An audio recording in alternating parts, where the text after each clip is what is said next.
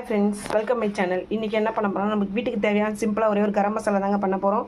இது வந்து சின்ன கப்பில் 1/2 கப்பு தனியாகவும் கொஞ்சம் 1.5 ஸ்பூன் சோம்பு, 1.5 ஸ்பூன் ஏலக்காய், 1.5 ஸ்பூன் கிராம்பு, 1.5 ஸ்பூன் ஜீரகம், ஒரு 10 கிராம்ஸ் பட்டை, கொஞ்சம் வந்து கல்பாசி ஒரு 3-4 பீஸாக எடுத்து வச்சுருக்கேன். அது கொஞ்சம் இதுவாக இருக்கும்.